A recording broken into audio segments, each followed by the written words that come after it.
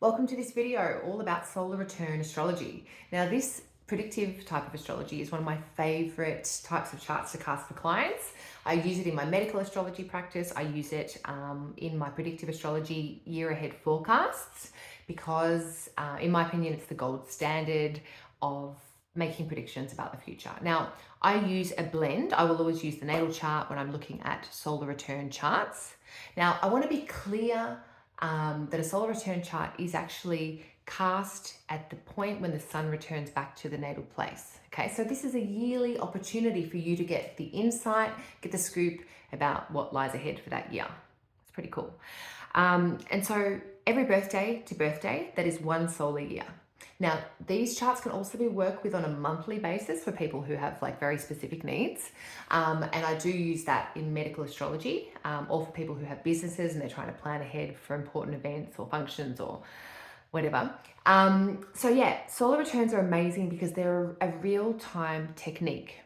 Now, compared to the birth chart was a very long time ago, firstly, but it is still super important, though it provides a different, more foundational baseline about your life. It talks about the types of themes and people and habits and patterns that repeat.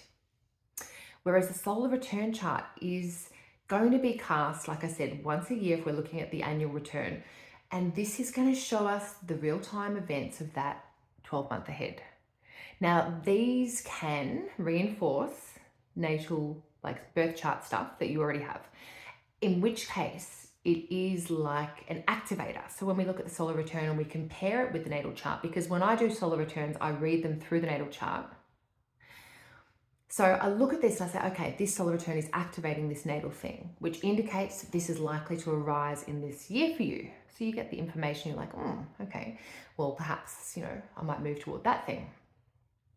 Now, we look at it, when I do that sort of superimposing of the charts together, then I can say, this particular planet is aspecting this particular planet in the natal chart, and it's happening in this configuration. So it indicates that these topics are coming together this year. So you get a lot of additional information about where to put your energy. So instead of kind of paddling upstream and like putting a lot of energy into something that might actually not be supported by the planets and the energy, you can kind of save the effort and start to put the energy into what looks promised in that year. Now, the thing is, I don't just use the solar return on its own. So like I said, I use it through the natal chart, and I also use other Time Lord techniques like, something called annual profections. Now, this gives me certain planets that become Time Lords. Now, these Time Lords are kind of like planetary captains who are ruling the year. And then I use these planetary Time Lords when I'm looking at the solar return with the natal chart to see, okay, this particular theme, this particular life area is highlighted for you this year. So it's incredibly specific. I'm not just going, oh yes, like in your natal chart, we see this configuration. So yeah, I reckon that's going to happen this year. The natal chart is not going to tell you much about the future. It will show you which house is perfected, which is a general idea of a topic that can become more important in any given year. But aside from that, it's not going to tell you much about this year. It's going to tell you more about the general undertone of your life.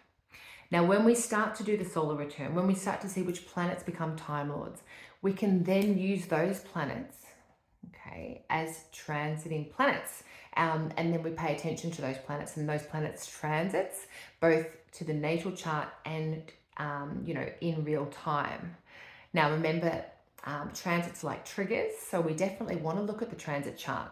But when we just apply a transit chart to the natal chart in any given year, that can be a little bit too general.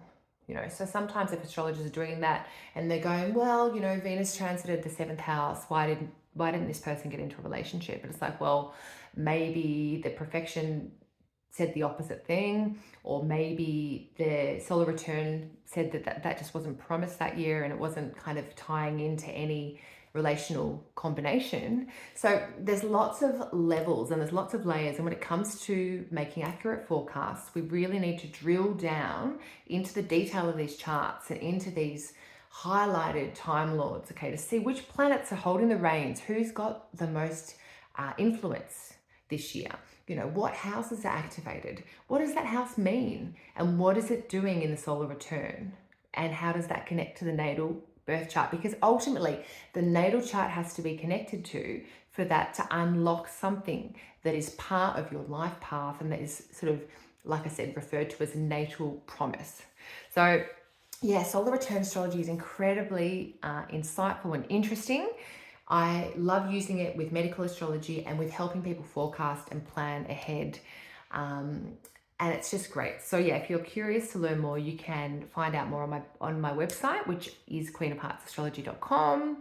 And you can also book there if you would like to give a solar return chart a try. So I hope you're well, and I'll be back again soon.